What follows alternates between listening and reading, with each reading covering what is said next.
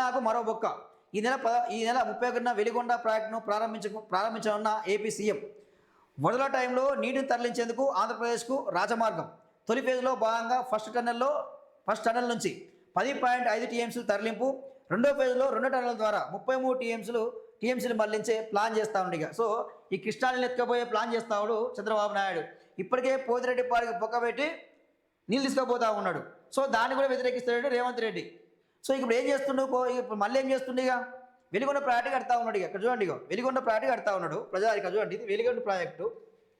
So ఇక్కడ చూడండి, ఇది మహబూబ్నగర్ శ్రీశైలం డ్యామ్. ఇది శ్రీశైలం డ్యామ్ ఇక్కడ ఉన్నది. సో దానికన్నా ముందే ఏం చేస్తుండు, కృష్ణానది మీద ఒకటి టనల్ తవ్వుతా ఉన్నాడు. ఇక ఒక టనల్ తవ్వుతుండు. వరద జలాలు ఏదైతే వస్తాయో అవి వచ్చినట్టు తొలగిపోయే ప్రయత్నం చేస్తుండు. వరద జలాలు ఎట్లా వస్తాయో తొలగిపోయే ప్రయత్నం చేస్తూ ఉండు. సో ఇక్కడ విషయం ఏంటంటే, మరి ఇక్కడ ఇప్పటి వరకు కూడా ఈ వరద జలాల మీద, నికర జలాల మీద తెలంగాణ వాటా అయ్యింది, ఆంధ్రప్రదేశ్ వాటా అయ్యింది. సో మరి దీన్ని మాట్లాడుకోవాలి కదా, పంచుకోవాలి కదా. ఈ వాటా అయినా తెలియక ముందుకే మరి ఎట్లా ఈ సెంట్రల్ అయినా సరే ఎట్లా పర్మిషన్ ఇస్తుంది? ఈయన ఇట్లా టనల్ తోముకోవడానికి ఎట్లా పర్మిషన్ ఇస్తుంది? ఈ వెలిగొండ ప్రాజెక్టుకు ఎట్లా పర్మిషన్ ఇస్తుంది? సో ఈ తెలంగాణకు మరొక అన్యాయం. తెలంగాణకి ఇది మరొక అన్యాయం. ఇది ఇప్పటికే పోతిరెడ్డి పాడు చెప్పే అన్యాయం, ఇక్కడ వెలిగొండ ప్రాజెక్టు ద్వారా మరో అన్యాయం, ఇప్పటికే బనకచర్ల కడతా ఉండే అదొక అన్యాయం. మొత్తం మీద తెలంగాణ నీళ్ళని దోసుకొని వెళ్ళే ప్రయత్నం చంద్రబాబు చేస్తూ ఉన్నాడు. సో రేవంత్ రెడ్డి మరి నువ్వేం చేస్తున్నట్టు?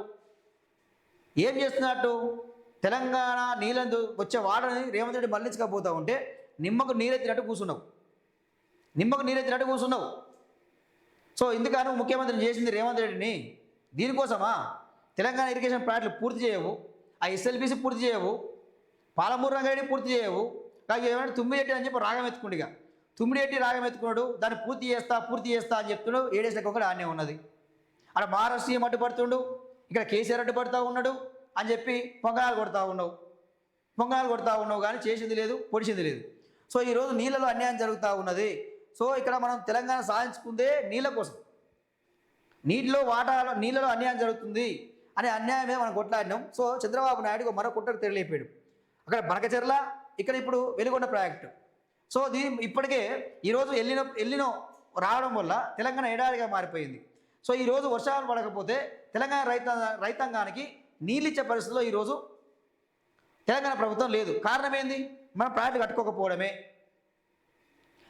కట్టుకోకపోవడమే. సో మరి మనం ఈ ఇరిగేషన్ ప్రాజెక్టులు పూర్తి చేసుకుంటే, వాటర్ని స్టోర్ చేసుకుంటే తెలంగాణ రైతాంగం నీరు అందించవచ్చు కదా. సో ఈ ప్రయత్నం చేయరు. ఎంతసేపు రాజకీయ ఆరోపణలు, తెల్లారితే కేసీఆర్ని తిట్టడు, హరీష్ రావుని తిట్టడు, కేటీఆర్ని తిట్టడు, ఆయన తిట్టడు, వీని తిట్టడు. ఇది సరిపోక కాంగ్రెస్ పార్టీ వాళ్ళు తిట్టుకోడు. రేవంత్ రెడ్డి మొత్తం డైవర్షన్ పాలిటిక్స్ చేస్తూ ఉన్నాడు. సో ఈ నేల మీ ఈ నీటి వాటా కోసం తెలంగాణ సమాజం కొట్లాడాలి. బీఆర్ఎస్ పార్టీ మీరు ముందుండాలి. ఈ విషయంలో ఖచ్చితంగా ఈ అన్యాయం మీద కొట్లాడాల్సిన అవసరం అయితే ఈరోజు ఉన్నది. బరాబరి కొట్లాడాల్సిందే. ఎందుకంటే ఈయన వచ్చిన వరద వచ్చినట్టు తీసుకపోతే, ఈరోజు చంద్రబాబు నాయుడు ఎట్లా వచ్చిన వరద అట్లా తీసుకపోతే, సో మరి గేట్లు ఎప్పుడు ఎత్తాలి, నీళ్ళు ఎప్పుడు రావాలా, సాగర్ కూడా ఎప్పుడు నీళ్ళు రావాలా? సో ఇది కదా ఈ అన్యాయం మీద ప్రశ్నించాలని చెప్పి కూడా